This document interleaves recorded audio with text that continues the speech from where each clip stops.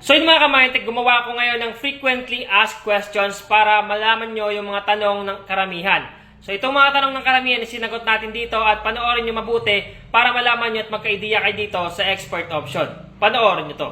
So mga ka-Mindtech, sasabihin ko sa inyo dito yung mga frequently asked questions natin dito sa expert option. So unang-una, tinatanong nila what is expert option? So yung expert option is isang trading platform kung saan pwede ka mag-earn ng profit once na ma-predict mo kung tataas nga ba or bababa yung market. Sunod naman na tanong nila is paano nga ba mag-trade dito? So ang gagawin nyo lang is i-predict nyo lang dito kung tataas nga ba or bababa yung market. So once na tataas, ang gagawin mo lang is i-click mo lang yung buy at sa tingin mo is bababa, click mo lang yung sell. Pag tugma at tama yung prediction mo, automatic pwede ka mag-earn ng profit. At sunod na question naman na laging tinatanong is magkano nga ba yung minimum deposit dito? Yung minimum deposit dito sa ating expert option is $10 or sa peso is more or less 500 pesos. Then sunod naman na frequently asked question is paano nga ba mag-withdraw dito at gaano nga ba katagal? So pag mag-withdraw ka dito, ang gagawin mo lang is click mo lang to, tatlong guhit dito, click mo lang yung finances.